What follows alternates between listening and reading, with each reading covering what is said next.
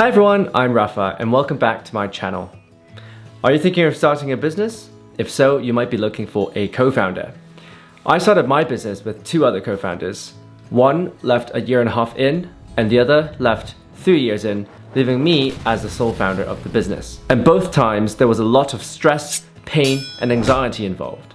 So today, I'm going to share some tips with you so you can avoid going into business with the wrong people. A lot of people compare a co-founder relationship to a marriage, and actually they're not too off. So what does make a good co-founder? Well, in my opinion, there's three main aspects to it. It comes down to how you see the world, how you see each other, and how you see the startup and the job that you guys are doing.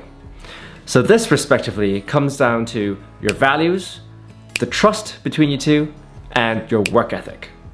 How you see the world matters a lot, and if you don't share the same core values, then it could result in judgment and make differences harder to reconcile as well. And this is especially true when it comes to things like money and people. Once there was an employee of ours who wanted to renegotiate their salary package entirely after just 3 months of joining the company. What they essentially wanted was to lower the number of share options they had in the business and instead bump up their salary, which was actually completely against company policy and also against the type of person that we were trying to hire in the first place. For my co-founder at the time, he thought that this set of actions by the employee was completely okay and reasonable. And for him, what was more important was to acquiesce to this employee's requests so that they don't break their so-called bond and trust. For me, on the other hand, it was a complete no-go.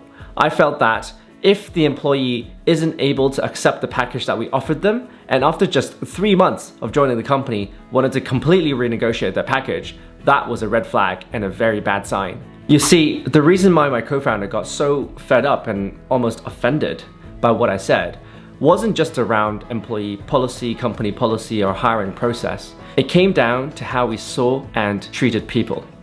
For him, he felt that I was being egregious by refusing to accept this employee's requests. Whereas to me, I felt that it was unprofessional, almost unethical, irresponsible for a business leader to bend the rules just for one favored employee.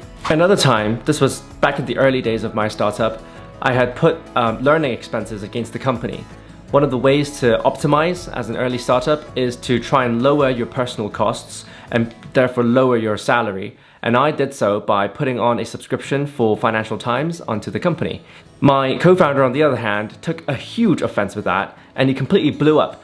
He pulled me into a room and sat me down and said, "How dare you spend money like this, being so profligate with the money." So it's important again to have these conversations around how you view money, what is money well spent, who should it be paid for by, before going into business with somebody. A simple way for you and your co-founder to figure out what your values are is by asking a series of questions to understand how you would behave and feel in a certain situation. So for example, how would you feel if you won an award and appeared on the newspaper tomorrow? Would you be proud or be slightly embarrassed? What would you do if you won the lottery and got $1 million tomorrow? Trust is the second thing that can make or break your co-founder relationship. It's something that we all know when we have and feel it, but actually everyone gives and expresses trust in a slightly different way.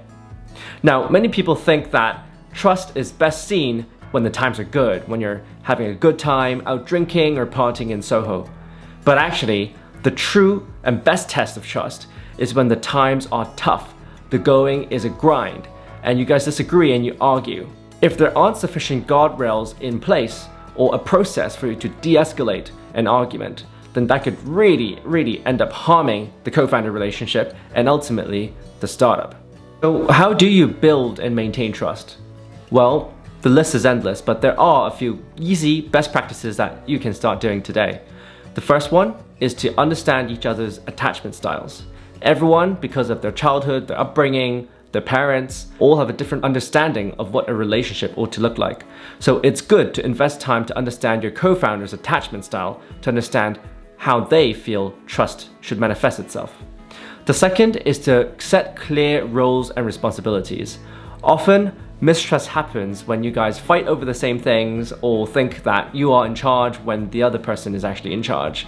And such misunderstandings can really end up eroding the trust between two people. Third is to set up meetings. And this sounds so funny, right? Set up meetings with a co-founder, but actually, just as you would have one-on-ones with a direct report of yours, it's really important to set up regular meetings with your co-founder. No one is telepathic, so you can't expect your co-founder to read your mind either, right? Setting up regular walks in the park or weekly meetings could really help surface potential areas of friction and diffuse existing tensions that you might be feeling between the two people. And note that this is not just a, hey, let's chit-chat over brunch kind of situation. These are real meetings where two people get together and talk deeply and frankly and openly. And finally, if there's still struggles between co-founders, or if you're still not really sure about this person that you're going into business with, consider hiring a coach or having an objective third party who can sit there and observe how you guys behave and maybe help you guys work through some of the areas of tension or friction that you might be experiencing. And hey, by the way, if you're liking my co-founder relationship tips so far, please do go down and give me a like and subscribe to my channel. It's really going to help with the algorithm. So now let's talk about work ethics and skills. There's a common saying, it takes one to know one, right? But here's where it's counterintuitive. You do not want to have the same skill sets that your co-founder has. What always makes the best startup co-founding team is when you have non-overlapping but complementary skill sets. And I know the temptation sometimes. Let's say you work at a bank and your colleague over there, Joe, is super competent. He wins all the awards and he's always the most prized MVP type employee every year. Well, you might be tempted to think, let me go into business with Joe, right? He's so good at his job. But here's where the counterintuitive bit steps in. Because if you're a banker, you're probably quite analytical, quantitative, good with numbers, logical. But then so is Joe. So you're not now complementary. There's a saying that the best startup teams will always have a hustler, a designer, and an engineer. So a good approach is to find out which one you are and then find someone else who can fill in at least one of those roles. And actually I made this mistake once myself. So I'm the hustler of the business and my co-founder, he was technically like the designer, he was the product person to begin with. However, we both hustled, right? In reality, we'd both go out there and try and win business. Why not? And once we completely stepped over each other's toes, and that really hurt our trust as well.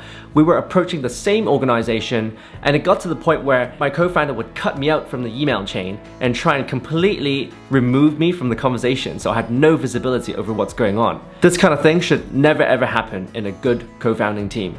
Apart from skills, work ethic is also an important aspect of it. And here it comes down to perception again.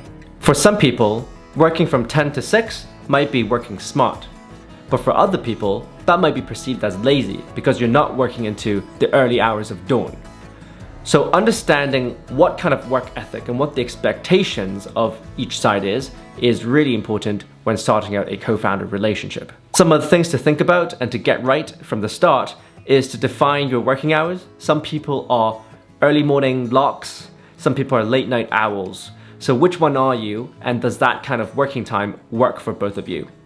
Another one is also your communication channels. Some people really prefer face-to-face.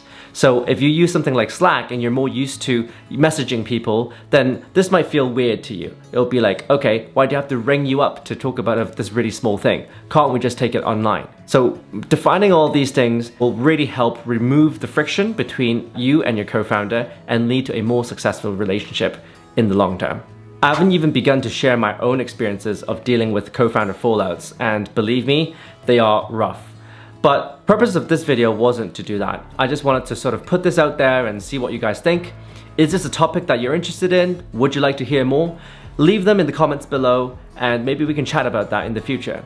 As a final word, there's also many other tools ranging from psychological to management type tools to legal tools that you can employ to make sure that the co-founder relationship doesn't go awry. These are things that we can again discuss in a future video, and if you are interested in that, make sure you do leave a comment. Thank you so much for watching this video, and I hope you have a fantastic day.